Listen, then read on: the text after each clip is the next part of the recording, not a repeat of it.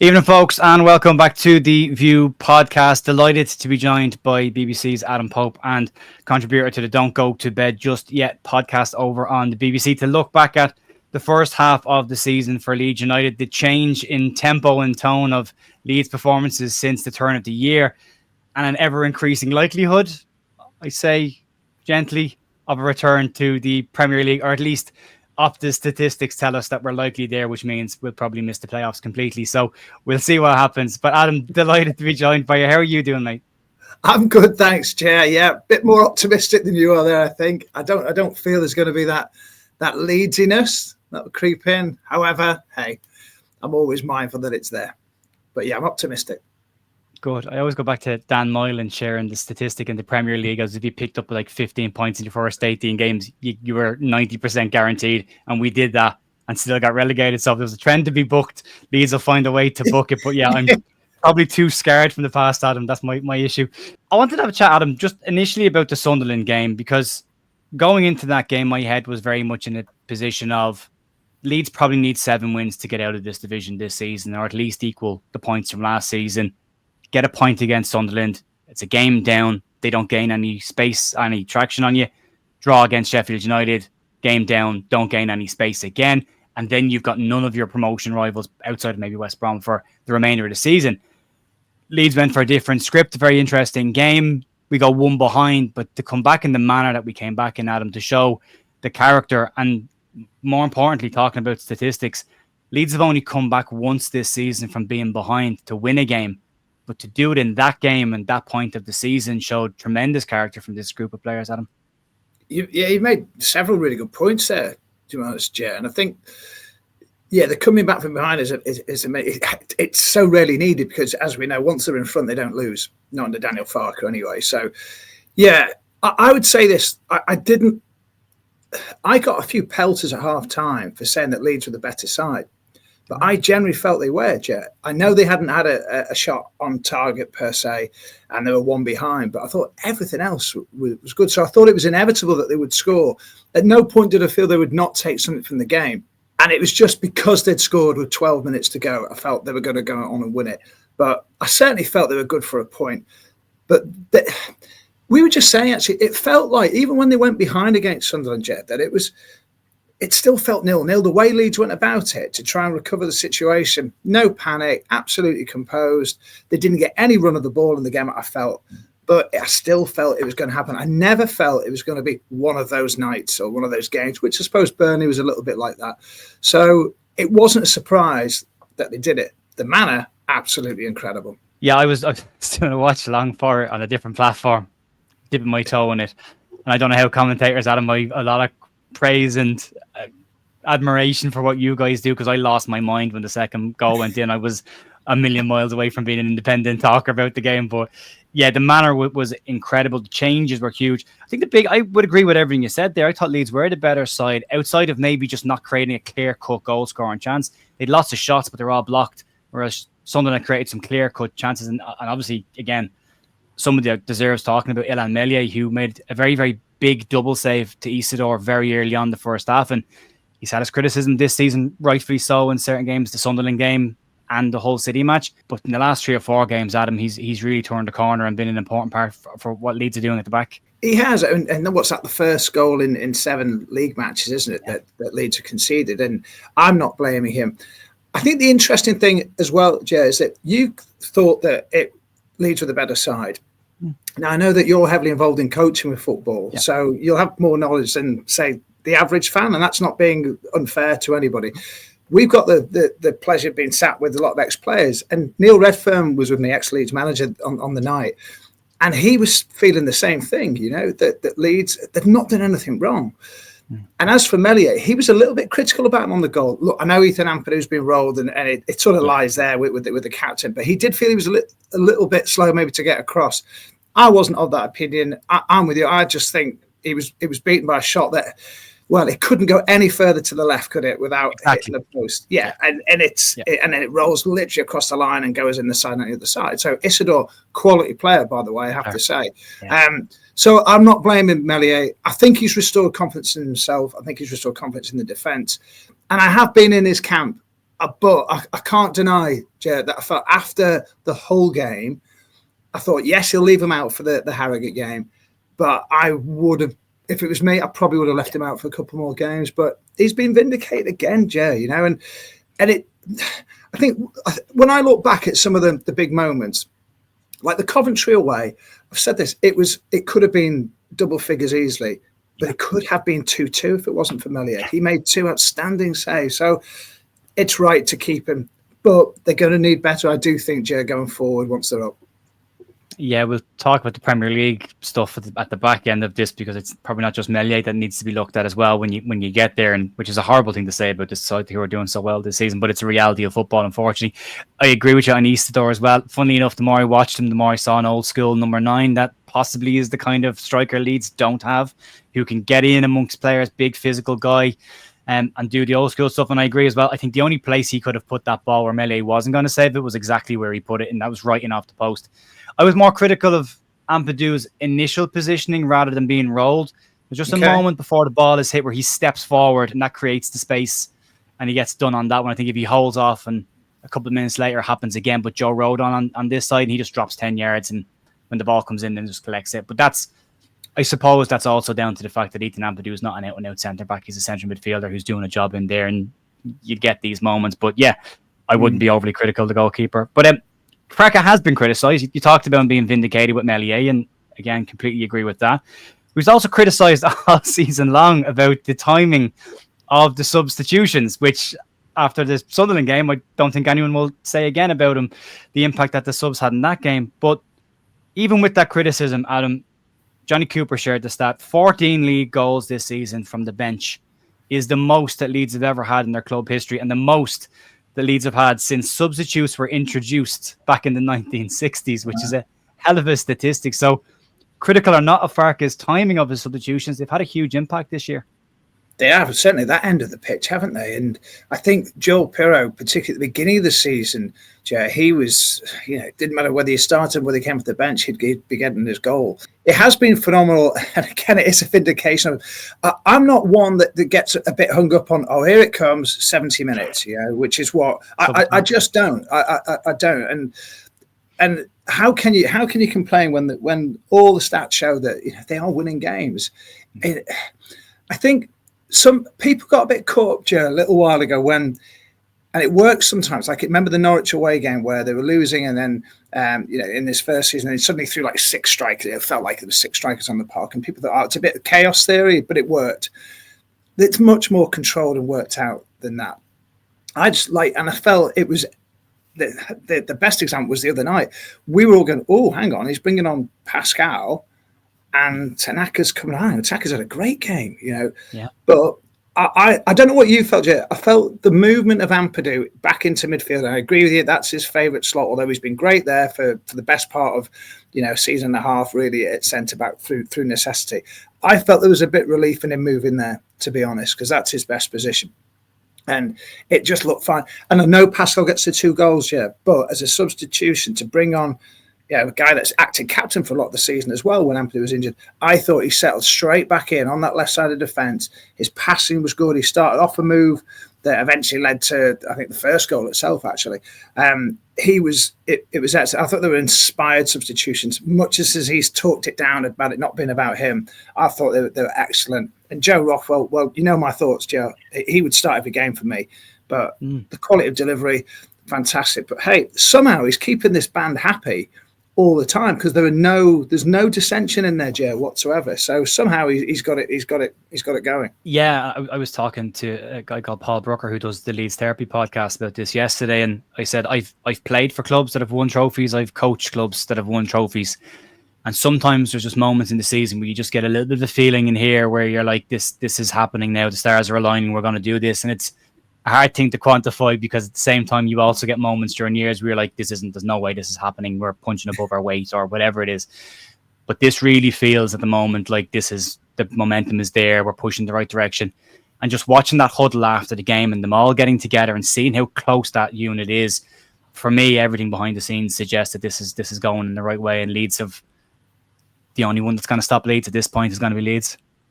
Yeah, I think so. The huddle was interesting. I sort of caught it on the monitor as I was going downstairs to wait for the post match stuff.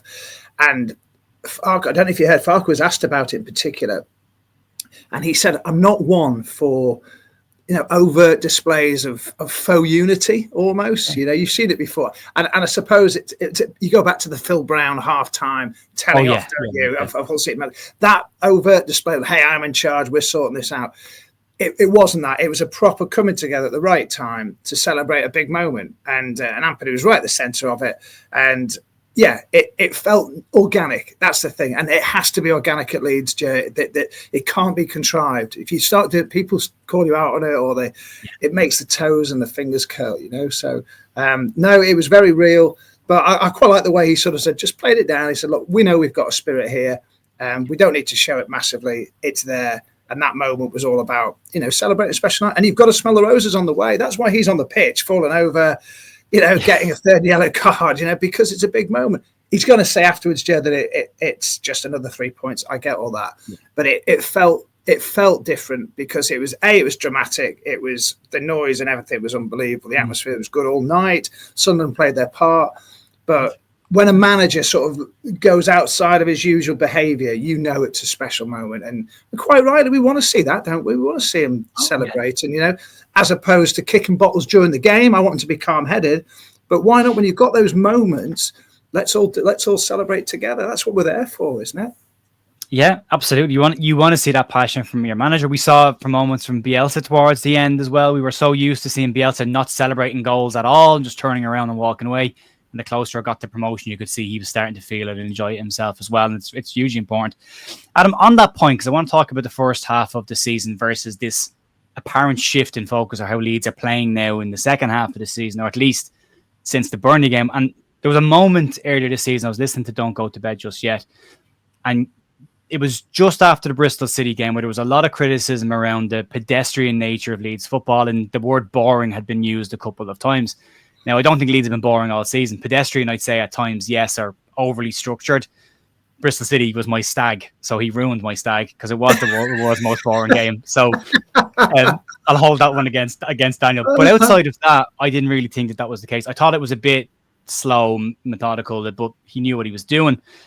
There has been a change since the turn of the year, but Johnny Buchan said that the destination isn't as always as fun as the journey, and we know that from being in the Premier League. So enjoy the journey. I think you would then back that up by saying we're winning games. What does it matter?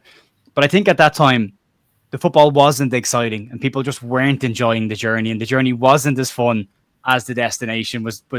Well, won't be when we get there. We know that. But I wonder, Adam, and I want to get your thoughts on this. Do you think that's was just down to the pressure that's on Leeds to get promoted this year, and the fans knowing that it's a fire sale if they don't get up this year? That's really important to get out of the division. And then the expectation, looking at the wage budget of this squad, the kind of players that are there, and all that coming together, where the fans were like, we can't even slightly have a blip here. It has to be full steam ahead.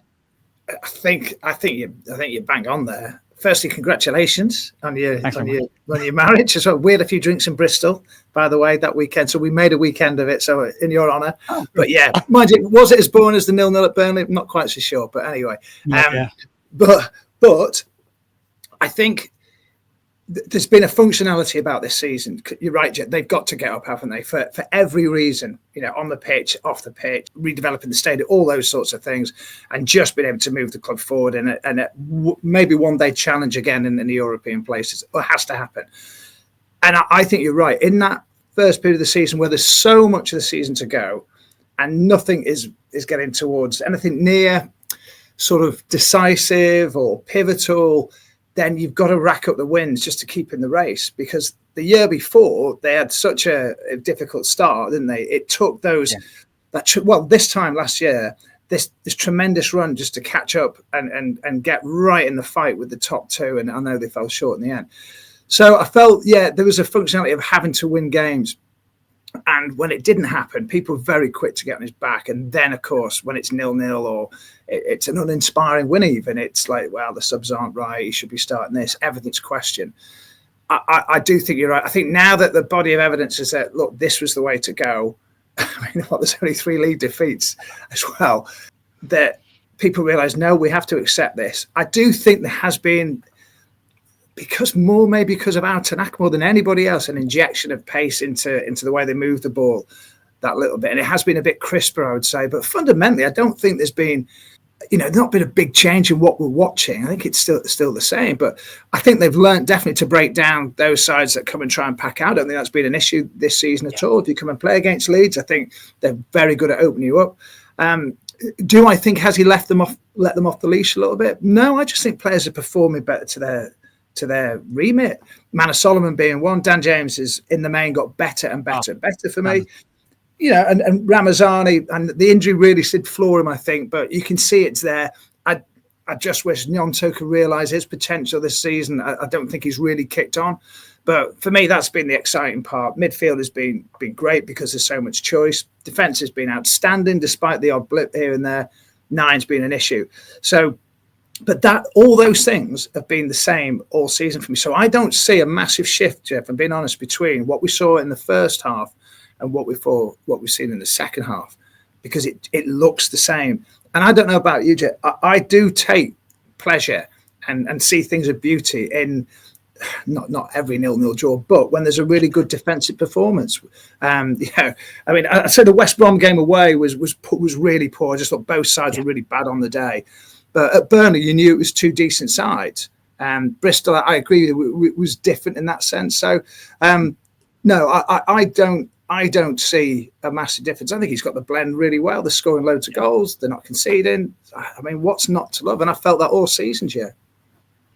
Yeah, I actually agree on the Burnley game. I was doing a watch along for, I was speaking to Ben Lockie Leeds, who's an analyst, and Lockie has his own channel where he does analytics of Leeds games.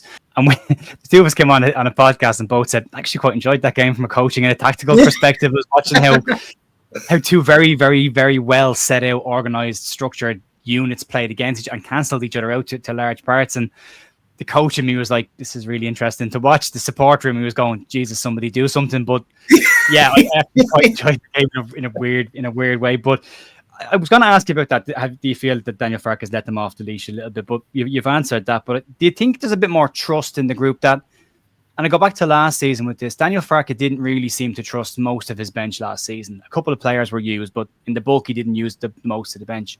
Okay. And he can be a little bit slow maybe to trust players that he doesn't know that well. We saw that with Isaac Schmidt this year. We saw with Ilya Gruev for half a season last year. It takes him a while. And I think that maybe if the injuries hadn't happened to Gruev and Ampadu, we might not have seen Rothwell and Tanaka for quite a while either.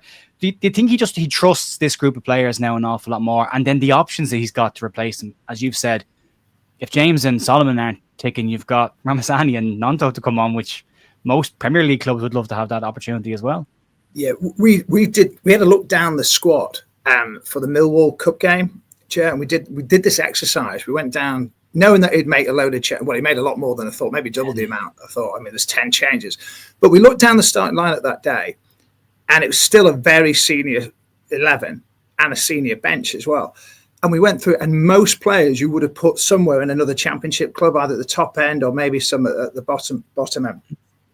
So I think there is a lot of trust, but I think he does now trust Sam Chambers, who's had a couple of good performances. Particularly, I thought his start against Millwall was very good.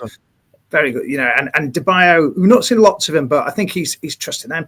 Obviously, Charlie Crew, he's sent out, and he's done really well at Donco. He certainly had done in his first few games, hadn't he? So I think he does trust his group, but it's a small group. And the point we made the other day as well, Joe, was that you remember Bielsa said he always expected 4 players to be missing. Through injury or suspension or whatever every week. Leeds aren't in that position. They don't have a massive squad. Obviously, as we know, January was pretty uninspiring, wasn't it, in terms of a window. They've only got the 2 injuries really at the moment. And that looks to have been the case for a few weeks now, and hopefully that will continue. So he has to trust this outfit, because that's all he has. It's not, and I look down some of the other squads, all this stuff about Leeds having spent millions and millions and millions. Of course, they'd had to sell millions and millions and millions, but I'm not buying into that. They've got this massively, inflated squad at all. So he has to trust them, but he's learned to trust them because he's coached them into a situation where they can be trusted.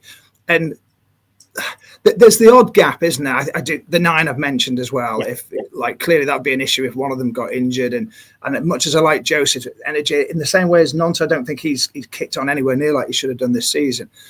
Guy Vogie's a bit of an issue, and it's got to a situation where he didn't look comfortable at centre back, did he, against Harrogate? No. And it wasn't that inspiring against Millwall in the centre of the park. And I know he brings the vibes and all that, but I wouldn't be. I'm not sure if he would be able to cope with a sustained period in the midfield if it got to that situation. However, Jed, they're blessed, aren't they, there at the moment? So I don't think that's going to become an issue. So he can trust them all.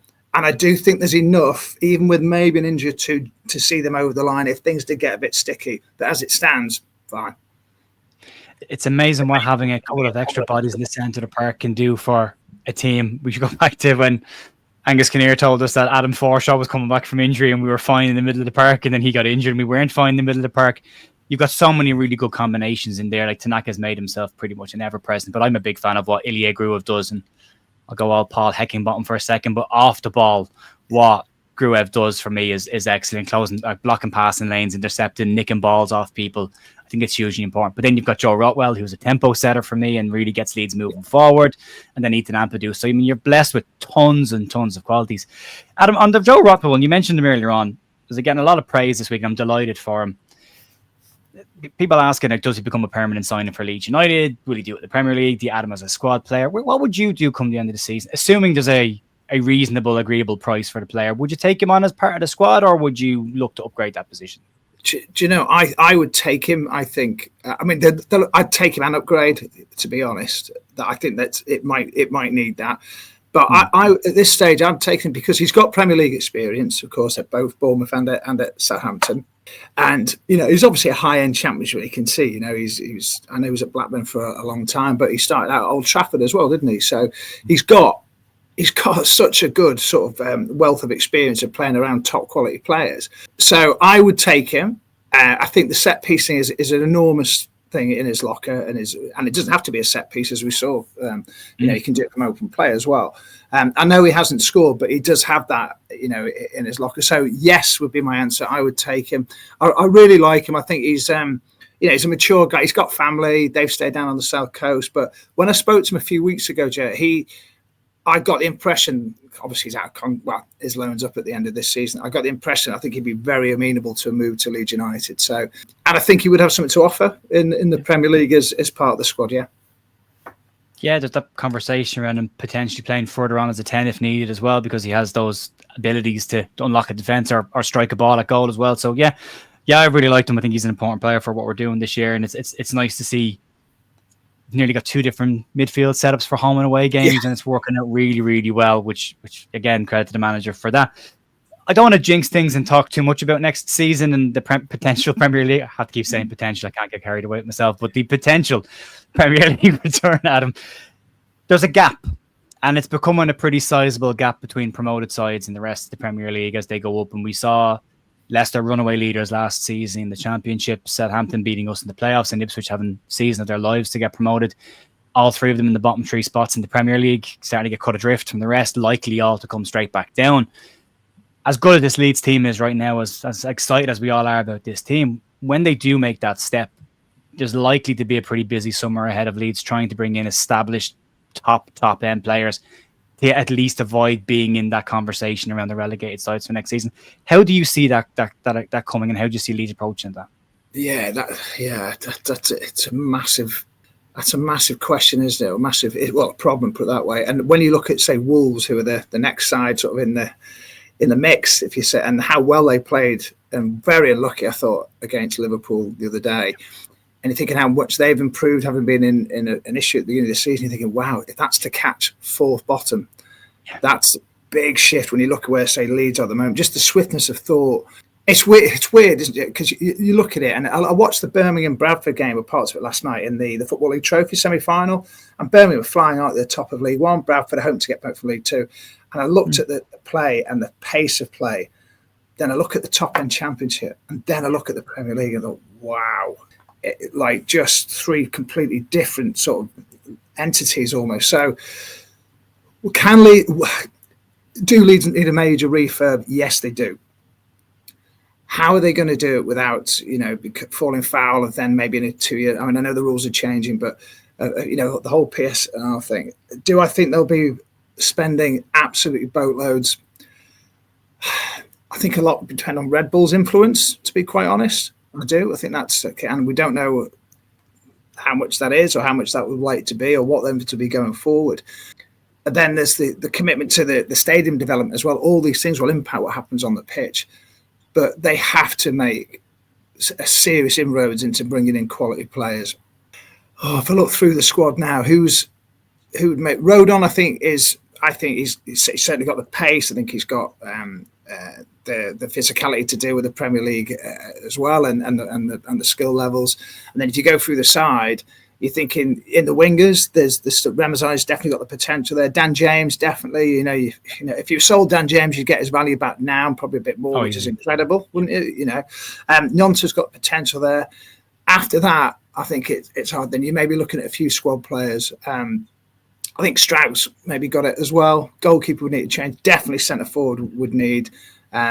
I think Pirro, we know it's an issue with his pace. I know he's got the touch and that to play, but you can go right through the side and you're thinking you could pick out 5 places that need to be strengthened, and not just with average players. They need to be really decent players. So, you know, you're getting into you're already looking at a few hundred million, aren't you, before you've even started. So I think it's a major revamp, and this is the opportunity cost you of not going up last year, because otherwise, you know, your Somerville's, Routers and Greys all stay, don't they, and have at least another season with Leeds, you would have thought.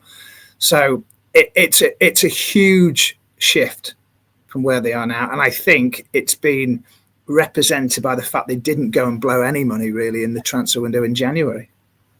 Well, you've a net 110 million-ish from the summer that came in. Obviously, there's, you know, Leeds still owe money on players. They've got to pay for that as well, for amortization payments on players. You've that, but the fact that they didn't spend in January makes it, I've got a little bit more wiggle room. And as you say, if the Red Bull investment is to grow a little bit, more money comes in that way. If they can see what they do with the kits or whatever else, and the third-party sponsorship, I think the changes of the Premier League is going to be interesting. Do they, Red Bull and 49ers, look at that now of a way of getting more money into the club? So yeah, it's a really, and I suppose, Adam, it's the first real test of the 49ers ownership at that level to say, okay, you're a big entity, you're big in the States, you're big in American sports. There's a lot of people with a lot of big money involved in this club. What's your aspirations? Where can we go? And how do you attack this window and do it properly? The worry for me is we tend to do business late. Daniel Farke's sides historically tend to start seasons pretty slowly, the first 10 games. And if you do that in the Premier League, you could be cut adrift before you ever get going. Yeah, that's so. On the Daniel Farke thing, gets Leeds up. I really hope they back him. You know, I hope there's not this, some people who are the detractors from what Farke's done say, no, get rid of him. If he does his job. Well, this is it, and they have to back. He's never been back. It's fair to say he's not been backed by Norwich when he did the two promotions there. So he would deserve that, in my opinion. And I do think he would be able to do enough to keep Leeds in the division if he's given sufficient resources. I really do. I think you're right. I think it is the ultimate test now for the 49ers as to what happens this summer. And we've been examining some of the things they've said over the years. I mean, when they first came in, they gave this sort of, we're not interested in buying the club. They bought the club, and it's taken a long time. The Red Bull thing is they're never going to be, it's never going to be Red Bull Leeds United and all that sort of thing. Well, let's just see, hey, I think we're all it's correct that we would just reserve our judgment and let's see what happens. So, yeah, and let's go from there, because that would definitely change things dramatically if that was the case. I know. I wish they did speak more, obviously, because we're in the media. But I think that the way they go about their business quietly is a benefit, I have to say. And they sort of speak when they have to. And like they spoke at the end of last season, literally straight after the playoff final. But the day after it broke, or within 20 minutes, it broke about Red Bull coming in, which they hadn't mentioned when they spoke to us. So I'm always a little bit wary about just exactly what the plan is. We don't expect to know everything. That's not to say that the club is difficult to deal with. They are much better to deal with, as well. And I get the impression that it's much better run than it has been for a long time. So, there's a lot of, for myself, I think there's a lot of confidence that they're going to move in the right direction and make the right decisions. But I can't predict, or I'm not sat here. I'd be lying if I said I knew exactly which way this is going to go. It's exciting, and I've been saying for a little while. I think the look and feel of Leeds United might be quite different to what we're used to now. And I thought that might have come earlier, but obviously not going up quickly, or certainly relegation hasn't done that. So, and I don't just mean the physical things, but like the stand being, the West Stand coming back and expanding, but keeping the soul of the club's really important. And that feel, because those nights that we had are almost unique now, aren't they, in football stadiums? They're almost unique at Ellen Road. So that's a huge job as well for them to make sure that that's encapsulated. But, there's a lot of trust there. But I generally don't know how this is going to look in 1 or 2 years' time. But I do get the feeling it's something we're going to see quite different Leeds United, and it'll have to be if they're going to compete. Yeah, I mean, what do we want? What do we want from Leeds United going forward? And people say, the destination is nowhere near as good as the journey. They said that in 89-90, compared to even winning the titles. People I worked with locally here in Leeds in a different industry said I actually preferred going up than I did the title winning season. So, but you want to be winning trophies at some point, or at least be in the mix for winning trophies, don't you? So to get there, things are going to have to change. And this summer, we say it all the time, Leeds, but I do think this summer is absolutely critical to that happening. Yeah, I completely agree. I think there is trust there. It's growing, and it takes time for trust to grow. It can be wiped out very, very quickly with one or two poor decisions, and I think they're very mindful of that. But I think you've got a professional sports organisation running a football club for the first time in a very, very long time for Leeds. That will come with some concessions on the other side as well. If you want to be a successful Premier League side, you've got to be owned by a Saudi state, a Gulf oil nation, or a big organisation, sports organisation. And I know people don't like the Red Bull stuff, and we should absolutely make sure we keep one eye on it. But even from a shirt sponsorship perspective, all the gambling and alcohol sponsorships are gone from next season, and Leeds have gone in with a major sponsor of a soft drink level straight away. So putting them in a decent position there from a revenue. Yes. So there's decisions being made on that side of it off the pitch. We just need to keep an eye on what Red Bull get up to in their spare time. But we'll, that'll be further down the line. Adam, real quick, just last one before we wrap up. There's a different pressure on Leeds this season. Last season, we were the chasee. We were chasing everybody in the league.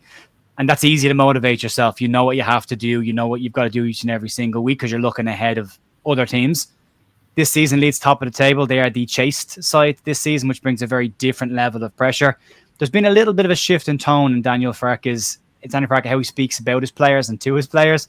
He was very protective of them in the first half of the season, didn't want individuals to be singled out, put the blame on his own shoulders, which is what you expect.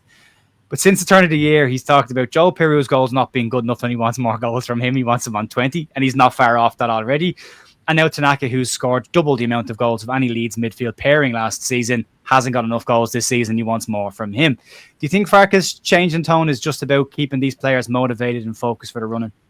I think you're right. And add Melly into that, where he was, it was the old proverbial dirt sandwich, wasn't it? Yeah, it was, wasn't it? It was like, yeah, he's great, but that's been really poor, but he's still great.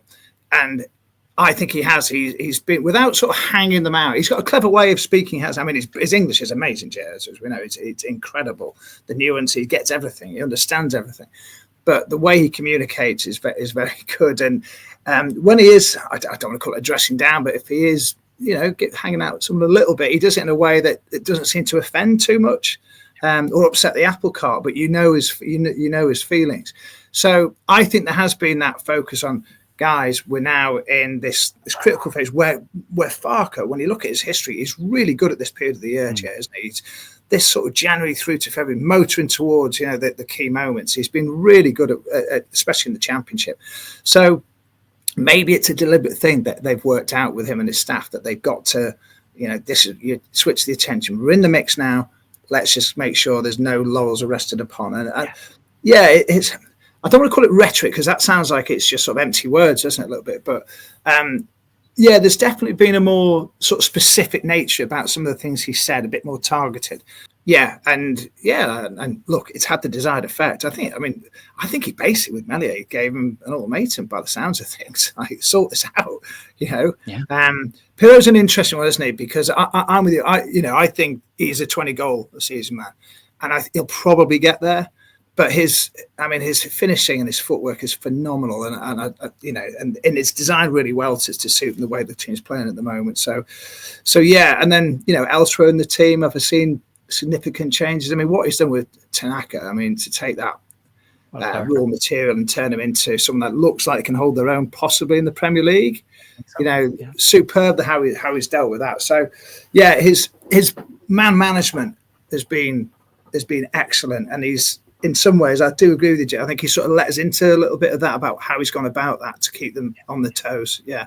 Yeah, I like that. I like that kind of stuff. Again, from a coaching perspective, I like to see how the man management. He seems very, very well adept at knowing when to give someone a kick up the backside who needs a kick up the backside and is motivated that way, as well as arm around the shoulder, a bit of a cuddle to motivate a different type of player. And he seems to know the difference between the two quite well. So, yeah, it's great to see. We'll see if we get there. Do we do it, Adam? Will we get out this year? Will this be the one?